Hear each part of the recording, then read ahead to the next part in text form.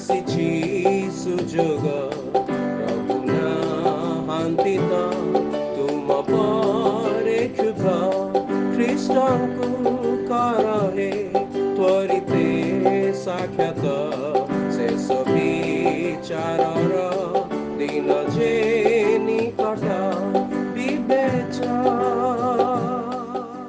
प्रिय श्रोता बंधु प्रभु श्री ख्रीष्ट पवित्र नाम रे आपको शुभेच्छा। पवित्र बाइबल माथ्यू लिखित सुसमाचार 15 अध्याय 10 और 11 पदरे आमे यहीपरि पाठ करूँ।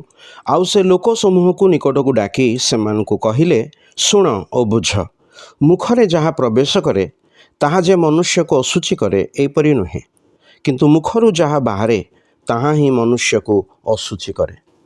प्रभु जीशु ख्रीष्ट कहती जे मनुष्य जहाँ भोजन करे तद्वारा से अशुचि हुए नहीं, अर्थात जहाँ सबू ताहार पापमय मन और कलुषित विवेकरू बाहरे ताहा ही ताहाकू अशुचि करे। एथिपाई से ईश्वरंक क्रोधर पात्र हुए।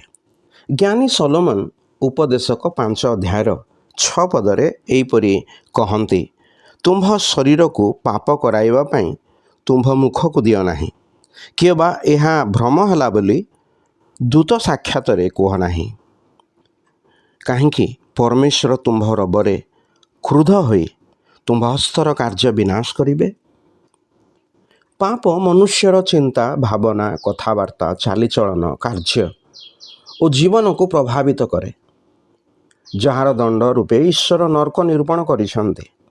मनुष्य को दंड रक्षा करने निमंते प्रभु जीशु ख्रीष्ट ए जगत रे मनुष्य सदृश मांस रक्तर शरीर धारण कले। पापमय शरीर सादृश्य रही पाप बलि रूपे क्रूसरे हत हेले, तृतीय दिन रे उत्थित हेले। जेपरि जे केही प्रभु जीशु ख्रीष्टଙ୍କ ठारे विश्वास करे से परित्राण प्राप्त हुए, मन और विवेकर सुचिता प्राप्त हुए। आपण मध्य जेपरि तदनुरूप करिवे, ईश्वरଙ୍କ निकटरे आपणଙ୍କ ପାଇଁ ଆମର प्रार्थना।